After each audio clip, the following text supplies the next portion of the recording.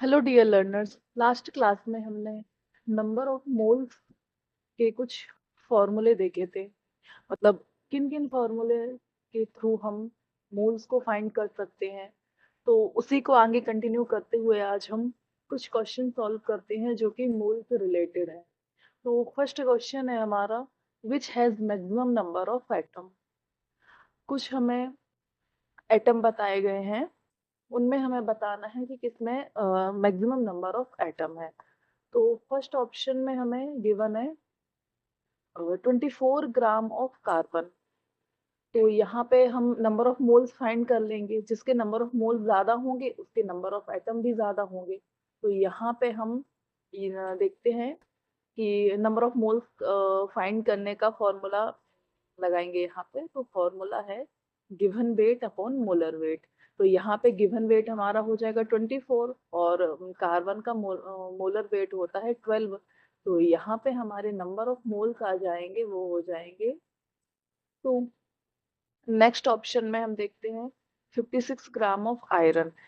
यहाँ पे same formula apply करेंगे। गिवन वेट हो जाएगा हमारा 56 और मोलिकुलर वेट या मोलर वेट हो जाएगा हमारा 56। तो एन की वैल्यू यहाँ पे आ जाएगी 1। थर्ड ऑप्शन में भी एन की वैल्यू 1 आएगी क्योंकि हमारा गिवन वेट भी 27 है और एल्यूमिनियम का मोलर वेट जो होता है वो भी 27 होता है। तो यहाँ पे एन की वैल्यू मतलब नंबर ऑफ मोल्स आ जाएंगे 1। सेम नेक्स्ट में 108 ग्राम ऑफ Kg। और यहाँ पे सेम यहाँ पे भी नंबर ऑफ मोल्स आ जाएंगे 1। तो तीनों ऑप्शन में हमें नंबर ऑफ मोल्स 1 दिख रहे हैं और हमसे पूछा गया है मैक्सिमम नंबर ऑफ एटम, मतलब जिसमें नंबर ऑफ मोल्स ज्यादा है। तो ऑप्शन नंबर 1 इसका राइट आंसर हो जाएगा। नेक्स्ट क्वेश्चन है the largest number of molecule. इसमें largest number of molecule find करना है। इसमें भी हम नंबर ऑफ मोल्स फाइंड करेंगे और जिसके नंबर ऑफ मोल्स ज्यादा होंगे उसके ही नंबर ऑफ मॉलिक्यूल भी ज्यादा होंगे। तो यहाँ पे ऑप्शन में है 36 ग्राम ऑफ वाटर।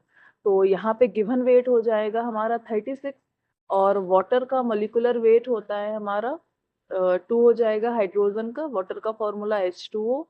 तो 2 हो जाएगा हाइड्रोजन का और ऑक्सीजन का हो जाएगा 16। तो टोटल मोलिकुलर वेट यहाँ पे हो जाएगा 18। तो इसको अगर हम डिवाइड करेंगे तो ये आ जाएगा हमारा एन की वैल्यू आ जाएगी 2। नेक्स्ट ऑप्शन है हमारा 28 ग्राम ऑफ कार्बन मोनोऑक्साइड। तो यहाँ पे गिवन वेट हो जाएगा हमारा 28 और कार्बन मोनोऑक्साइड का मोलिकुलर वेट होता है 12 हो जाएगा हमारा कार्बन का और ऑक्सीजन का हो जाएगा 16। तो यहाँ पे जो वैल्यू आएगी वो भी 28 होगी। तो यहाँ पे नंबर ऑफ मोल्स हो जाएंगे हमारी 1। थर्ड ऑप्शन में 46 gram of ethyl alcohol. Ethyl alcohol का फॉर्मूला होता है C2H5OH और गिवन वेट हो जाएगा हमारा 46 और मोलिकुलर वेट हो जाएगा यहाँ पे 12 मतलब 24 हो जाएगा कार्बन का, 6 हाइड्रोजन 29 और यहाँ पे ये 16। तो ये आ जाएगा हमारा 46। तो यहाँ पे भी एन की वैल्यू आ जाएगी हमारी 1। लास्ट ऑप्शन में है 54 gram of nitrogen pentoxide N2O5। N2O5 का अगर हम मोलिकुलर वेट फाइंड करेंगे तो इसका आएगा, ये तो गिवन वेट तो हो जाएगा हमारा 54 और मॉलिक्यूलर वेट हो जाएगा इसका, ये हो जाएगा हमारा 108, 108 इसका मॉलिक्यूलर वेट आएगा। और यहाँ पे हमारी एन की वैल्यू आ जाएगी हाफ। तो हमें largest number of molecule find करना था, मतलब कि इसमें नंबर ऑफ मोल ज्यादा है। तो 36 ग्राम ऑफ वाटर में हमारे नंबर ऑफ मोल सबसे ज्यादा हो जाएंगे। तो इसका आंसर हो जाएगा फर्स्ट। तो इस टाइप से हम डिफरेंट एटम या डिफरेंट मॉलिक्यूल के नंबर ऑफ मोल फाइंड कर सकते हैं। इसके बाद हमारा नेक्स्ट टॉपिक है, वो टॉपिक है हमारा परसेंट कंपोजिशन। परसेंट कंपोजिशन का मतलब ये है कि कोई एक पर्टिकुलर मॉलिक्यूल, मतलब कोई एक मॉलिक्यूल है हमारे पास, उस मॉलिक्यूल में किसी एक पर्टिकुलर एटम का कितना परसेंट है, वो कहलाता है हमारा परसेंट कंपोजिशन। तो परसेंट कंपोजिशन किसी भी एटम का फाइंड करने के लिए एक फॉर्मूला है, वो फॉर्मूला है ये कि मास परसेंट ऑफ एटम या element, mass percent of element is equal to mass of that element, mass of that element into number of atom. मतलब जिस एलिमेंट के हमें मास परसेंट फाइंड करना है उसके कितने एटम उस मॉलिक्यूल में प्रेजेंट हैं, into number of atom divided by molecular mass या मोलर मास। इसको हम डिवाइड कर देंगे मॉलिक्यूलर मास से इनटू 100। तो ये हो जाएगा हमारा परसेंट कंपोजिशन फाइंड करने का फॉर्मूला। मतलब जिस एलिमेंट का हमें परसेंट कंपोजिशन फाइंड करना है उसका मास, उसके कितने नंबर हैं, और उसको मॉलिक्यूलर मास से डिवाइड करके इनटू 100 कर दो, तो हमें उस पर्टिकुलर एलिमेंट का परसेंट पता चल जाएगा। तो सपोज हमें percent of oxygen in water find करना है, तो वाटर का हमारा फॉर्मूला होता है H2O। तो ये फॉर्मूला के बेसिस पर हम इसको फाइंड करेंगे। तो मास ऑफ दैट एलिमेंट, यहाँ पे हमें ऑक्सीजन का फाइंड करना है, तो ऑक्सीजन का मास होता है हमारा 16 इंटू नंबर ऑफ एटम। यहाँ पे ऑक्सीजन के नंबर ऑफ एटम कितने हैं, ऑक्सीजन एक ही है, तो नंबर ऑफ एटम हो जाएगा हमारा 1 divided by molecular mass. Water का मॉलिक्यूलर मास होता है 18, को हम 18 से डिवाइड कर देंगे इंटू 100। तो यहाँ पे जो हमारी वैल्यू आएगी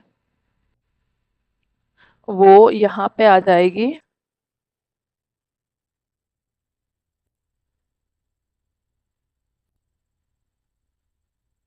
ये आ जाएगी 88, और ये जो वैल्यू आएगी वो हमारी आएगी परसेंट। ठीक है। इसके बाद इसी टाइप से हम बहुत सारे मतलब कोई भी एटम है उसका हम परसेंट कंपोजिशन फाइंड कर सकते हैं। ठीक है। इसके बाद हम नेक्स्ट टॉपिक स्टार्ट करते हैं। वो नेक्स्ट टॉपिक है हमारा empirical formula and molecular formula. Molecular formula तो अभी हमने देखा है।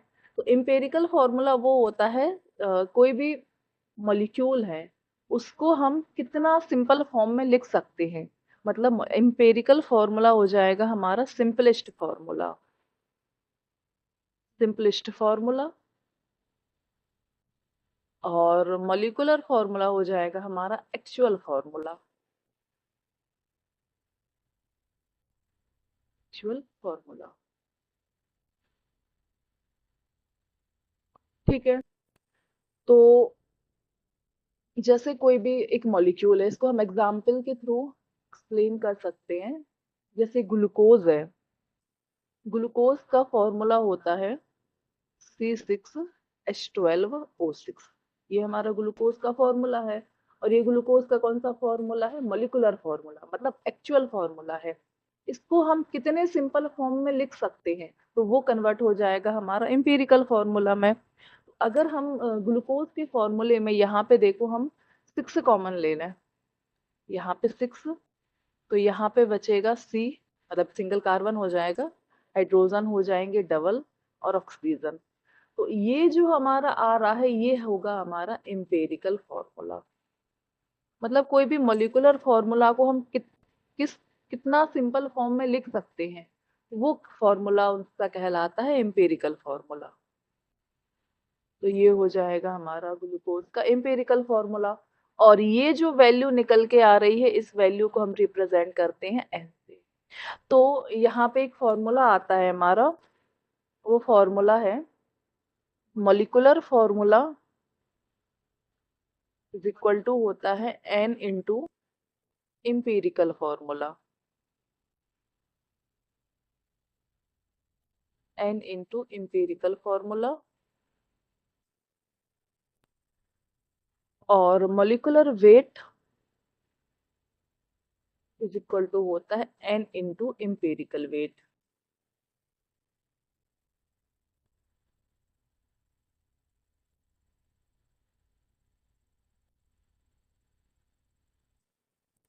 n into empirical weight। ठीक है, नेक्स्ट इसमें हम कुछ क्वेश्चन देख लेते हैं कैसे हम इनके क्वेश्चन सॉल्व करते हैं। तो फर्स्ट क्वेश्चन है हमारा, a compound has molecular weight 90। तो ये कंपाउंड है, उसका मॉलिक्यूलर वेट हमें 90 गिवन है, and it's empirical formula CHO2। Find molecular formula, मतलब मॉलिक्यूलर वेट गिवन है, एम्पिरिकल फॉर्मूला गिवन है, उससे हमें मॉलिक्यूलर फॉर्मूला फाइंड करना है। तो सबसे पहले जो भी हमें गिवन है, अभी हमने फॉर्मूला देखा है, molecular weight is equal to होता है n इंटू एम्पेरिकल वेट। क्योंकि हमें एम्पेरिकल फॉर्मूला गिवन है तो इससे हम एम्पेरिकल वेट इजिली फाइंड कर सकते हैं। तो molecular weight is equal to होता है n into empirical weight, n into empirical weight. तो मॉलिक्यूलर वेट है हमें गिवन 90 और n, इससे हम n की वैल्यू फाइंड कर लेंगे। और इसका एम्पेरिकल वेट हो जाएगा, कार्बन का हो जाएगा 12, हाइड्रोजन का हो जाएगा 1 और ऑक्सीजन का हो जाएगा 16, 16 टू द 32। तो टोटल इसका वेट आ जाएगा 45 आ जाएगा यहाँ पे। तो हमें n की वैल्यू यहाँ से मिल जाएगी, तो n की वैल्यू आ जाएगी हमारी 2। ठीक है, और हमें अब मॉलिक्यूलर फार्मूला फाइंड करना है। तो मॉलिक्यूलर फार्मूला हो जाएगा n इंटू एम्पेरिकल फार्मूला। तो मॉलिक्यूलर फार्मूला हो जाएगा हमारा n into empirical formula. n की वैल्यू आ गई हमारी 2, एम्पेरिकल फार्मूला हमें क्वेश्चन में गिवन है, तो ये हो जाएगा CHO2। इसको हम अंदर मल्टीप्लाई करेंगे तो ये हो जाएगा C2H2O4। तो ये आ गया हमारा empirical formula, sorry molecular formula. यही हमें क्वेश्चन में फाइंड करना था क्योंकि हमें एम्पेरिकल फार्मूला दिया था। तो इस टाइप से हम empirical formula and molecular formula के क्वेश्चन को सॉल्व कर सकते हैं। इसके बाद एक टॉपिक स्टार्ट होता है स्टाइकोमेट्री एंड इट्स कैलकुलेशन। तो स्टाइकोमेट्री की जितनी भी कैलकुलेशन बेस होती हैं वो बेस्ड होती हैं केमिकल रिएक्शन को हम कैसे, मतलब बैलेंस्ड केमिकल रिएक्शन पे बेस्ड होती हैं। जैसे कोई क्वेश्चन में हमें बताया है कोई भी एक मॉलिक्यूल है, उसकी कंबस्शन से कितनी हीट रिलीज हो रही है या उसके कंबस्शन से कौन सा मॉलिक्यूल फॉर्म हो रहा है। तो जब भी हम उसका इक्वेशन लिखेंगे या केमिकल रिएक्शन लिखेंगे, उसकी जो केमिकल रिएक्शन है उसको हमें पहले बैलेंस करना होगा। तो यहाँ पे लिखा है calculation based on balanced chemical reaction. तो इसमें ज़्यादा स्टोइकोमेट्री के जो क्वेश्चन सॉल्व करते हैं उसमें थ्योरी का उतना नीड नहीं है, डायरेक्ट इसके हम क्वेश्चन देखते हैं। तो हमारा फर्स्ट क्वेश्चन है, if 16 gram of methane is burned. एक 16 ग्राम मीथेन को बर्न कर रहे हैं, तो CO2 कितनी CO2 प्रोड्यूस हो रही है, हमें उसका मास फाइंड करना है। तो मीथेन जो है वो एक क्या है, ऑर्गेनिक कंपाउंड है। तो जब भी कोई ऑर्गेनिक कंपाउंड को ऑक्सीजन की प्रेजेंस में बर्न किया जाता है तो कार्बन डाइऑक्साइड और वाटर प्रोड्यूस होते हैं। तो क्वेश्चन सॉल्व करने से सबसे पहले हमें इसकी केमिकल रिएक्शन को लिखना होगा। तो यहाँ पे मीथेन मीथेन को हम बर्न कर रहे हैं ऑक्सीजन की प्रेजेंस में, तो यहाँ पे कार्बन डाइऑक्साइड और वाटर हमें प्रोड्यूस हो रहे हैं। ठीक है, तो इसको हम पहले वैलेंस कर देंगे। वैलेंस यहाँ पे हाइड्रोजन है 4, यहाँ पे है 2। सबसे पहले यहाँ पे हमें 2 करना होगा, और ऑक्सीजन यहाँ पे हो जाएंगे 4 बट यहाँ पे है 2, तो यहाँ पे हम 2 से मल्टीप्लाई कर देंगे। तो ये जो रिएक्शन है ये हमारी बैलेंस रिएक्शन हो गई। कार्बन 1 हाइड्रोजन 4, यहाँ पे भी हाइड्रोजन 4, ऑक्सीजन 4, 2 2 4, ये हमारी होगी वैलेंस केमिकल रिएक्शन। अब हमें यहाँ पे बताना है 16 gram of carbon di sorry 16 gram of methane is burned, find mass of CO2 produce. तो सबसे पहले हम मीथेन के नंबर ऑफ मोल्स फाइंड कर लेंगे। तो मीथेन के नंबर ऑफ मोल्स फाइंड करने के लिए गिवन वेट, जो अभी हम इससे पहले फॉर्मूला देखे थे, सेम फॉर्मूला हम यहाँ पे अप्लाई करेंगे। तो गिवन वेट हो जाएगा हमारा मीथेन का 16 ग्राम, और टोटल मीथेन का मोलिकुलर वेट हो जाएगा 12 कार्बन का और 4 हाइड्रोजन का। तो ये हो जाएगा हमारा 16। तो यहाँ पे नंबर ऑफ मोल्स आ जाएंगे 1। अब जब मीथेन के हमारे नंबर ऑफ मोल्स 1 आए हैं तो कार्बन डाइऑक्साइड के भी नंबर ऑफ मोल्स 1 आएंगे, क्योंकि हम यहाँ पे देख रहे हैं जो स्टाइकोमेट्रिक कोफिशिएंट है वो यहाँ पे मीथेन में भी 1 है और कार्बन डाइऑक्साइड में भी 1 है। तो सेम दोनों के नंबर ऑफ मोल्स भी सेम हो जाएंगे। तो अब हमें मीथेन के भी नंबर ऑफ मोल्स पता, सॉरी कार्बन डाइऑक्साइड के भी नंबर ऑफ मोल्स पता चल गए।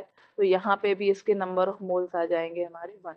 अब मास फाइंड करना है, तो सेम फॉर्मूला हम फिर से अप्लाई करेंगे। Number of moles is equal to given mass upon molar mass, ये फॉर्मूला होता है given mass upon molar mass. Molar mass, given mass हमें फाइंड करना है बट हमें नंबर ऑफ मोल्स पता है, तो ये हो जाएगा 1 गिवन मास, ये हमें इसको हम एक्स सपोज कर ले रहे हैं।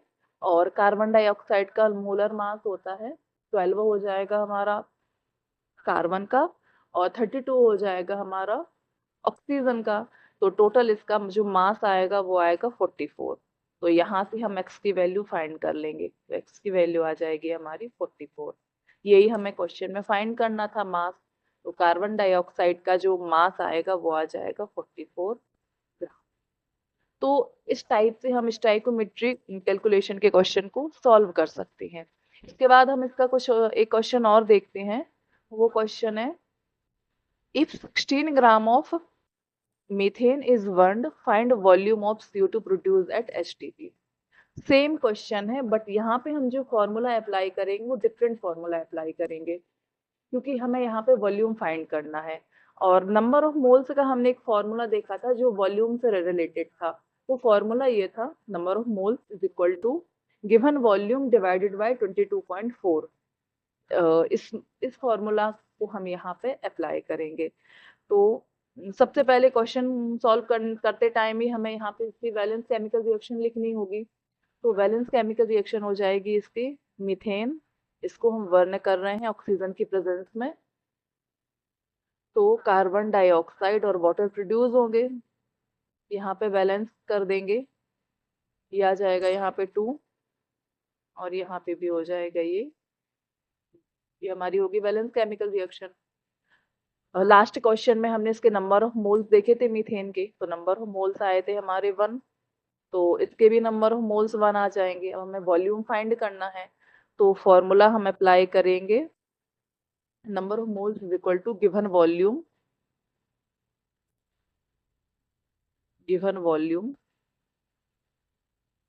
डिवाइडेड बाय 22.4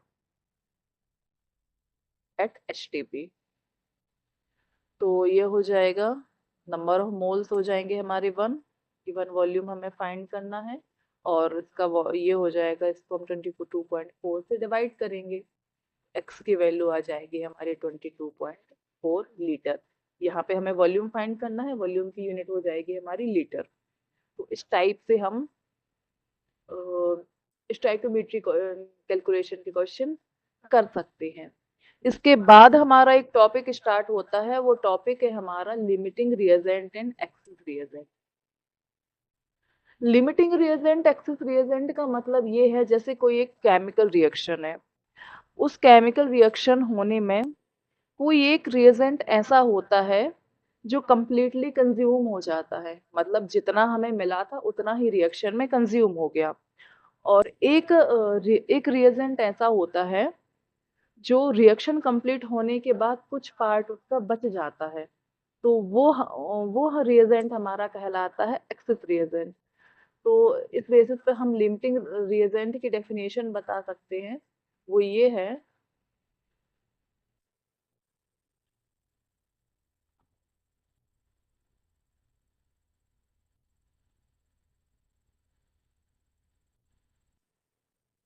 ये है कि limiting reagent is which is completely consume, इसको हम बता सकते हैं completely consume in a chemical reaction.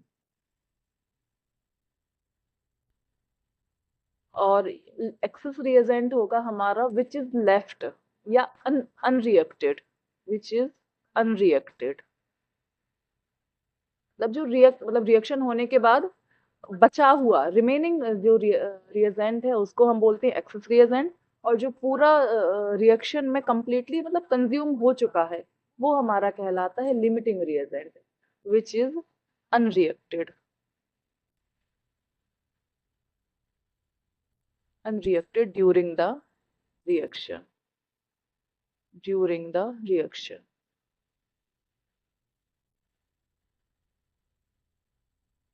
ये हो गया हमारा। तो इसको सॉल्व करने के लिए हम नंबर ऑफ मोल्स वाला फॉर्मूला ही अप्लाई करेंगे। मतलब नंबर ऑफ मोल्स फाइंड करने के बाद जो रिएक्शन के स्टाइकोमेट्रिक कोफिशिएंट हैं उसको अगर हम डिवाइड कर दें तो जो उसकी वैल्यू आएगी, जिसकी वैल्यू कम आएगी वो हमारा रिएजेंट कहलाएगा लिमिटिंग रिएजेंट, और जिसकी वैल्यू ज्यादा आएगी वो हमारा रिएजेंट कहलाएगा एक्सेस रिएजेंट। तो जैसे ये क्वेश्चन है हमारे पास, 5 moles of methane is burned with 8 moles of oxygen, then calculate moles of CO2 produced। इसमें हमें बताना है कि मीथेन 5 moles हम मीथेन को बर्न कर रहे हैं 8 मोल ऑक्सीजन के साथ, तो जो CO2 बन रहा है उसका हमें नंबर ऑफ मोल्स फाइंड करने हैं, और इस रिएक्शन में हमें बताना है कि कौन सा रिएजेंट हमारा एक्सेस रिएजेंट है। सबसे पहले हम रिएक्शन लिखते हैं।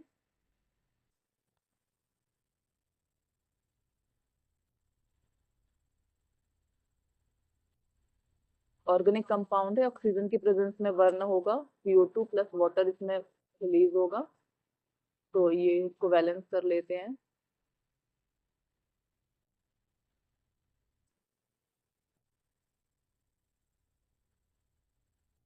ठीक है, तो यहाँ पे नंबर ऑफ मोल्स तो हमें गिवन है, फाइंड करने की जरूरत नहीं है। तो मीथेन के नंबर ऑफ मोल्स हैं हमें यहाँ पे 5 मोल्स, और ऑक्सीजन के हैं 8 मोल्स, और इसके बेसिस पर हमें CO2 के फाइंड करने हैं। तो सबसे पहले हम यहाँ मीथेन का निकाल देंगे। तो यहाँ पे हम गिवन मतलब नंबर ऑफ मोल्स हो जाएगा हमारा 5, और इसको हम स्टाइकोमेट्रिक कोफिशिएंट से डिवाइड करेंगे, तो स्टाइकोमेट्रिक कोफिशिएंट हमारा हो जाएगा 1। तो यहाँ पे जो वैल्यू आएगी वो आएगी 5। ऑक्सीजन के लिए अगर हम फाइंड करेंगे तो ऑक्सीजन का नंबर ऑफ मोल्स है 8, और यहाँ पे स्टाइकोमेट्रिक कोफिशिएंट है 2, तो ये वैल्यू आ जाएगी हमारी 4। अब इन दोनों वैल्यूज में हम देखते हैं कि कौन सा बड़ा है, तो यहाँ पे बड़ा है 5, मतलब जो हमारा मीथेन है वो हो जाएगा हमारा एक्सेस रिएजेंट, और यहाँ पे जो डिवाइड करने पे जिसकी वैल्यू लेस आ रही है वो कहलाता है हमारा लिमिटिंग रिएजेंट। तो यहाँ पे ऑक्सीजन में वैल्यू 4 आ रही है, मतलब ये वैल्यू लेस है, तो ये हो जाएगा हमारा लिमिटिंग रिएजेंट। और इसके बाद हमें बताना था कैलकुलेट मोल्स ऑफ CO2। तो नंबर ऑफ मोल्स फाइंड करने हैं, यहाँ पे हम नंबर ऑफ मोल्स वाला फॉर्मूला अप्लाई करेंगे, वो ये फॉर्मूला हो जाएगा यहाँ पे गिवन गिवन वेट वाला हम फॉर्मूला, ये तो ऑक्सीजन मतलब यहाँ तो हम फाइंड कर चुके हैं, बट हमें कार्बन डाइऑक्साइड के फॉर्म फाइंड करने हैं, तो ये इसको हम नेक्स्ट,